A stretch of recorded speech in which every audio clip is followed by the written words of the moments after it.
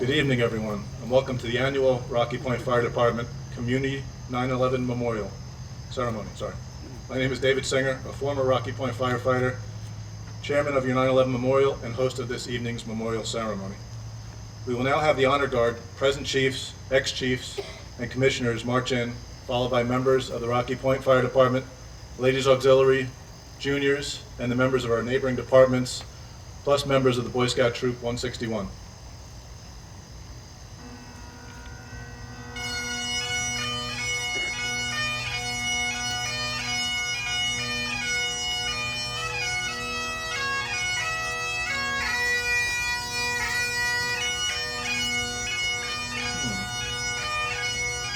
Not yet.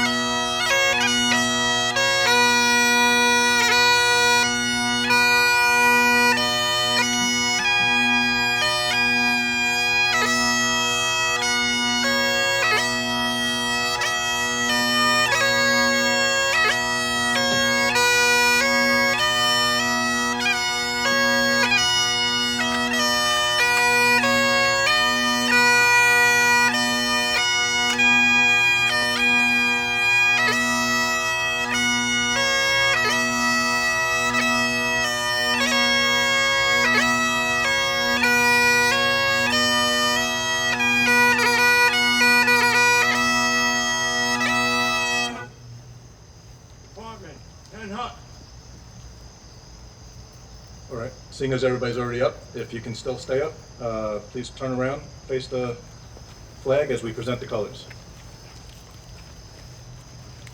Pledge of Allegiance will be led by the Chief of the Rocky Point Fire Department, Sean McCarrick.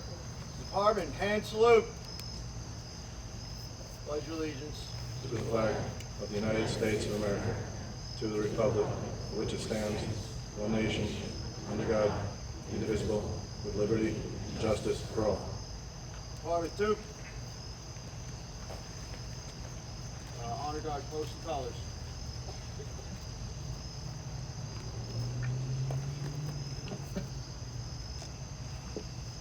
Now, the singing of the national anthem will be led by a talented group of Rocky Point High School singers.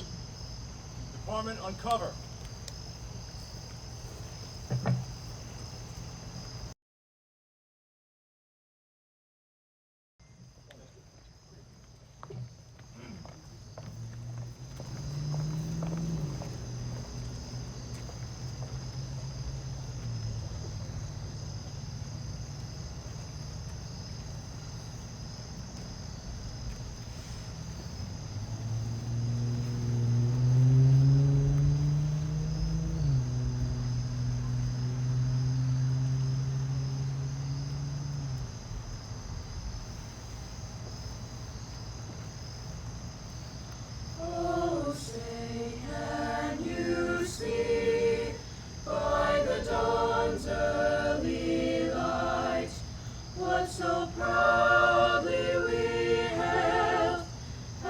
the twilight's last gleaming, whose broad stripes and bright stars through the perilous fight o'er the ramparts we watched were so gallantly streaming, and the rockets red glare, the bombs bursting in air, gave proof through the night that our flag was still there. Oh, say does that star-spangled banner yet wave o'er the land of the free and the home of the brave?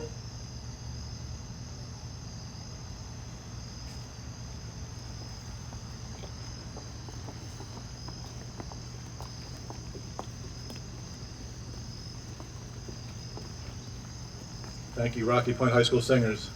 And now an invocation to today's ceremony will be led by Chaplain Joe McCarthy, Long Island Director for the New York State Association of Fire Chaplains.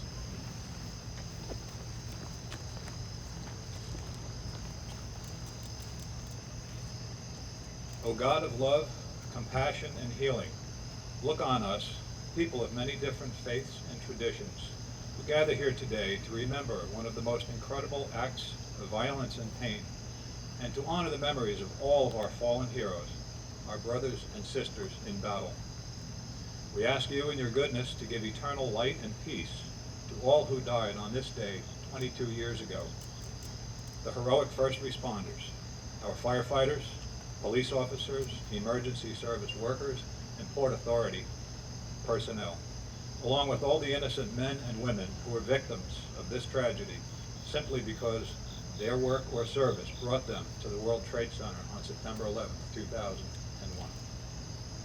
We ask you, in your compassion, to bring healing to those who, because of their presence that day, continue to suffer from injuries and illnesses. Heal, too, the pain of still grieving families and all those who lost loved ones in this tragedy. Give them strength to continue their lives with courage and with hope. We are mindful as well of those who suffered death, injury, and loss on this day at the Pentagon and in Shanksville, Pennsylvania. Our hearts are one with theirs as our prayers embrace their pain and their continued suffering. God of peace, bring your peace to our violent world, peace in the hearts of all men and women, and peace among the nations of the earth. Turn to your way of love those whose hearts and minds are consumed with hatred. God of understanding, as we continue to deal with the magnitude of this tragedy, we count on your light and guidance to help us heal. Grant those whose lives were spared may live so that the lives lost on 9/11 may not have been lost in vain. Comfort and console us, strengthen us in hope, and give us the wisdom and courage to work tirelessly for a world where true peace and love reign among nations and in the hearts of all people.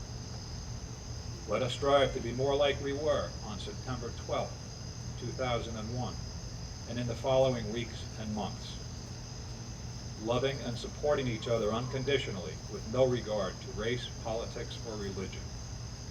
We ask for these blessings with open hearts and in your holy name. Amen. Department, cover. Thank you, Chaplain Joe. Everyone, please take your seats. At this point, I'd like to say a few words. We're now 22 years removed from the attacks of September 11, 2001.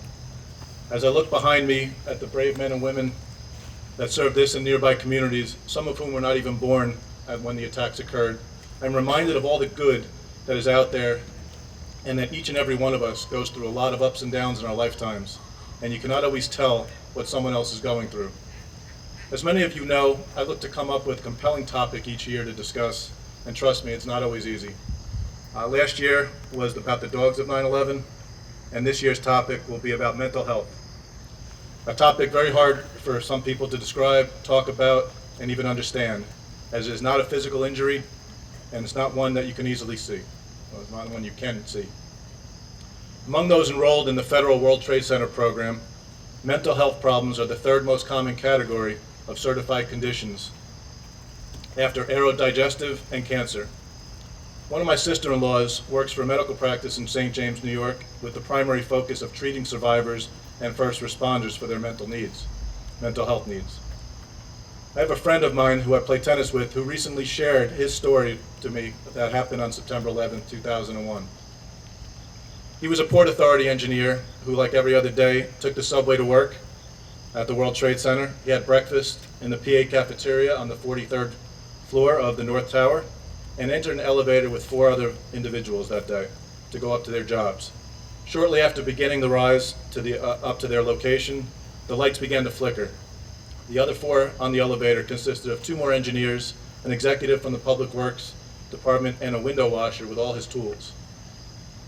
The group soon realized that they had to get out of the elevator as quickly as possible, as everyone began to smell aviation fuel. At this point, no one knew exactly what was going on outside, but they knew it was not good. The riders were able to spread the elevator doors open, and as you might expect, they were between floors, and they were met with gypsum board and metal studs.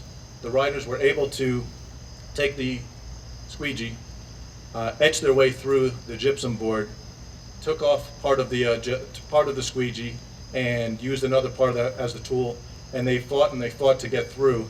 Eventually, one part of it actually fell down the shaft. They did wind up getting through both sections of the board, and they soon entered a bathroom where they were met up with a plainclothes PA officer. That officer guided them to a working elevator that took them down to the 44th floor, where they started walking down the stairwell to ground level. They were met by firefighters going up the stairs and were offered some air out of their SCBA, which is what firefighters wear on their back. Soon after, the South Tower collapsed, closing off their exit route and sending smoke and debris up their stairway. At that point, another firefighter guided him and others back up to the 44th floor, where the firefighter found an alternate stairway for them to escape, and he led them down to ground level. Once on the ground, he asked the firefighter if he can come with him, and the firefighter said he needed to get back into the building to help others. He never did get the firefighter's name, and he could only imagine that he perished when the North Tower collapsed. He owes his life to that firefighter. As he walked the block west and north of the building, he borrowed a cell phone and miraculously was able to call his now late wife, told him he was okay. Shortly after, the second tower collapsed, and the smoke and debris forced him and some others on the street to seek refuge into a building they were able to get access to. Once it was safe, he walked on back to Penn Station and took the train back home. His wife met him and took him to the hospital, where he had his eyes cleaned, and he also received some suggestions about getting counseling. He didn't read a newspaper or watch TV news for months, and he began to experience anxiety and PTSD a few days after the event. Over time, he was helped back to mental health with therapy and counseling by Bill Besman from Pathways to Health in Mount Sinai. Today, my friend is 80 years old, still works part-time, is an accomplished orchestra musician, continues to play tennis at a high level, and you would never know what he went through that day and continues to go through. If anyone is in need of help, help is out there. Thank you for that. I was going to spare you to have to listen to me any longer, but I decided against that, as I feel it's truly important for all of us to be reminded of the number of men and women still suffering from the effects of the attacks 22 years ago today. The following is from the CDC's World Trade Center Health Program. As of June of this year, almost 86,000 responders and over 39,000 survivors were enrolled into the World Trade Center Health Program. Of those, almost 78,000 have one or more certified health conditions. There are now over 31,000 members with at least one certified 9/11 related cancer. That is an increase of 10% from last year, a 32% increase from 2 years ago, a 73% increase from 3 years ago, and a 123% increase from 4 years ago. And unfortunately, those numbers do not include the over 2,500 members who are now deceased, and that is up 30% from last year. This all leads to the event being held Saturday, September 16th in Wisconsin, New York at 10 a.m. when the Feel Good Foundation and 9/11 Responders Remembered Park hold their annual reading of the names. 359 names of yesterday's heroes will be read, followed by the ringing of the bell. This is a somber hour-long event which includes beautiful music and a flyover to honor those responders we continue to lose. Once those names are added, there will be over 2,800 responders that have passed of 9/11 related illnesses, with around 1,000 of them in the last 3 years alone. The park in Wisconsin is possibly the only one that solely honors the responding heroes that have passed since 9/11 due to 9/11 related illnesses. Now, if you're unable to make that ceremony next week, stop by another time, because that, like this memorial here, is always open to the public. Thank you for listening. Now I'd like to welcome to the podium Sean McCarrick, Chief of the Rocky Point Fire Department.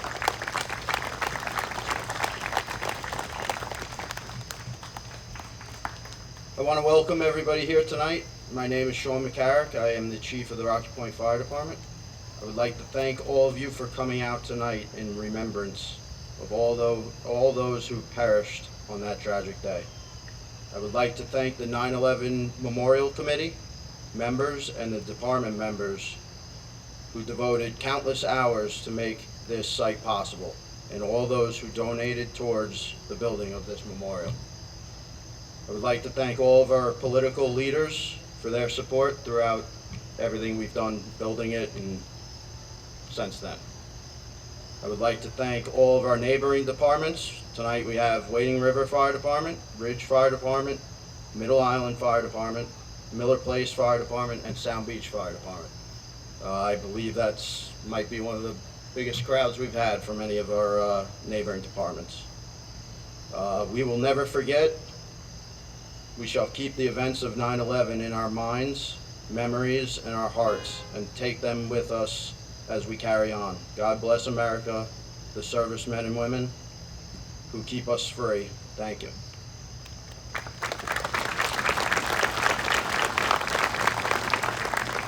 Thank you, Chief McCarrick, for those words. Today we are joined by several elected officials from United States Congressman's Office, Nicholas Lalota. We have Chad Lennon. New York State Assemblywoman Jody Giglio. And Suffolk County Legislator Sarah Anker. And nobody's speaking today, but they will be around to talk to you after the ceremony. So we appreciate it if you spend some time with them. Okay. At this time, we ask you to rise if you're able, as we pay tribute to the 5 members of the Rocky Point and Shoreham communities that lost their lives 22 years ago today on September 11th, 2001. Joanne Achladiotis. Sergeant Michael Curtin. Lisa Egan. Samantha Egan. Kevin Williams. And from Wading River, James Capers.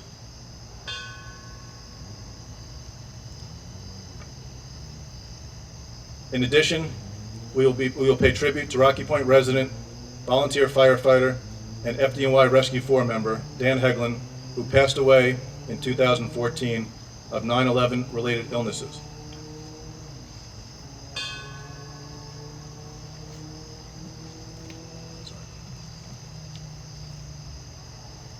We ask that Jim Phelan from the Miller Place Fire Department come up to ring the bell to pay tribute to Miller Place resident, volunteer firefighter, and FDNY Rescue 2 member, Peter Martin, who passed away on September 11th, 22 years ago.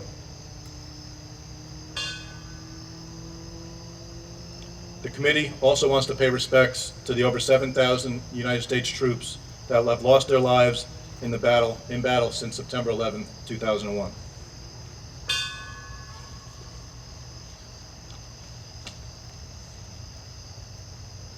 As part of our memorial, we have this reflecting pool. At this time, we are going to float 3 wreaths, each with 1 lit candle, representing one of the 3 tragic locations of September 11th, 2001. To do the honors this year, we have retired NYPD CJP unit member, ex-chief, and 48-year Rocky Point Fire Department member, Terry McCarrick, presenting the World Trade Center wreath. FDNY Lieutenant in Ladder Company 47, ex-chief and 16-year Rocky Point Fire Department member, Fred Hess, presenting the Pentagon wreath. And retired FDNY Lieutenant and Shoreham resident, Tom Ledoux, presenting the Shanksville, Pennsylvania wreath.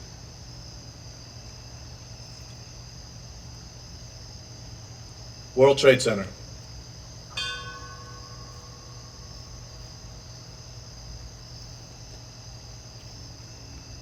The Pentagon.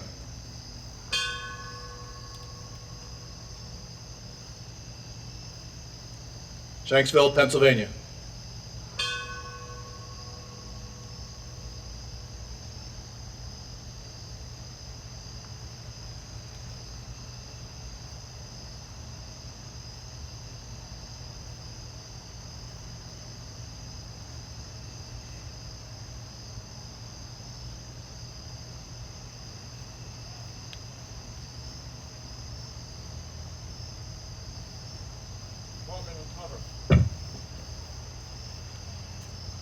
Please join us in a moment of silence led by Chaplain Joe in honor of all those who perished.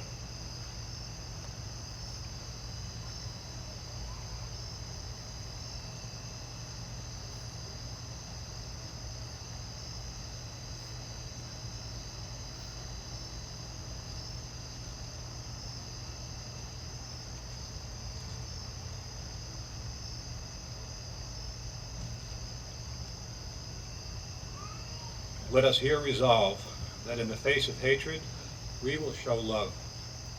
That in times of despair, we will be the voices of hope and strive to bring forth positive outcomes. That in times of darkness, we will be the sources of light. Let us resolve that we never regard forgiveness as weakness, but rather as a source of strength in our lives and in our world. And let us honor the memory of nearly 3,000 individuals who died on September 11th, 2001, by resolving that, with your help, Almighty God, we may truly become better people, and that your love will make it known to others through each of us. Amen.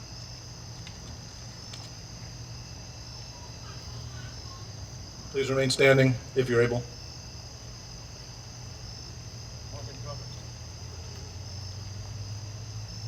At this time, I'd like to bring back the Rocky Point High School singers up to the podium for the singing of God Bless America.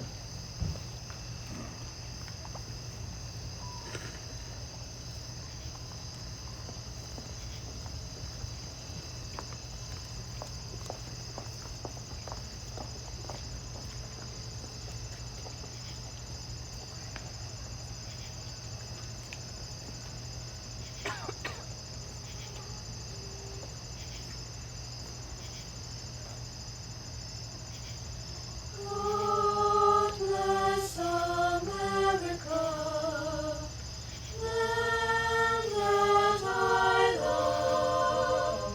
Stand beside her and guide her through the night with the light from above. From the mountains to the prairies to the ocean, fight with love. God bless America, my home, sweet home, my home.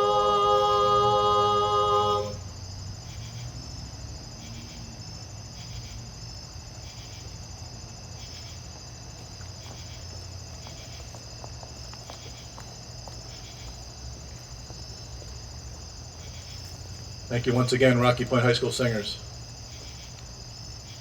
Honor God. Retire the college.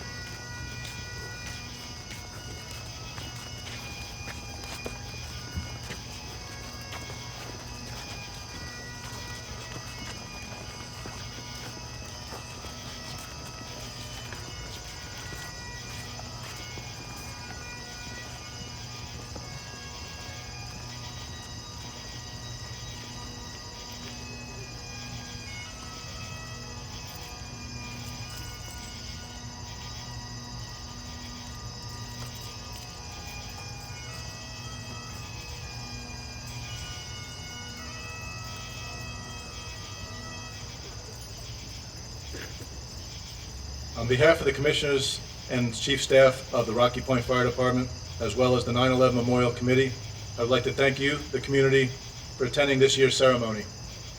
A big thank you to our mutual aid fire departments from Wading River, Ridge, Middle Island, Miller Place, and Sound Beach for both attending and helping with traffic, as well as Boy Scout Troop 161, led by Scoutmaster Bill Isley. We greatly appreciate the support of Rocky Point High School music teacher Jessica Spitz and her talented chorus students, Maya Alexander, Derek Bergman, Simon Carmody, Angelina DeRosa, Sebastian Garski, Alexandria Kipp, Maya McCarthy, Emma Mayer, Cheyenne Morgan, Elise Nadeau, Renee Ortiz, Jennifer Sandusky, and Emmanuel Wackes, who sang for us today. And for the continued support of Amy Schecker, the chairperson of the Rocky Point High School Music Department, and her talented band students, Haley Cologne, Jacob Donovan, Caitlin Fish, Abby Glennon, Julie Kaprowski, Parker Madsen, Larissa Roloff, Ella Reyes, Jennifer Sandusky, and Colin Singh, who played beautiful background music prior to the ceremony. We're grateful to Chris Cacavalli for providing his bagpipe expertise. We thank Chaplain Joe McCarthy for his invocation and prayers, and to Kevin Wood for his ongoing support in both live streaming and recording our ceremonies. Once again, we have Tilda's Crumb Cake inside the bay floor of the firehouse, and we encourage you to stay and walk around your community 9/11 memorial. Lastly, we would appreciate it if you could sign the memory book that is also located next to the crumb cake. And once again, thank you, and we'll see you again next year.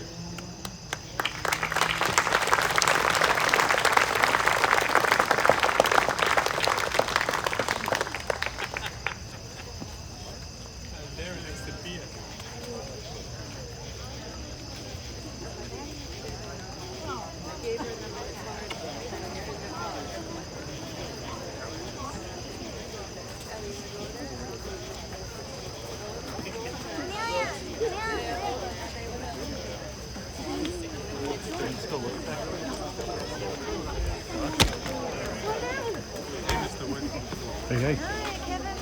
Oh, yeah, that's fine. That's not a phone.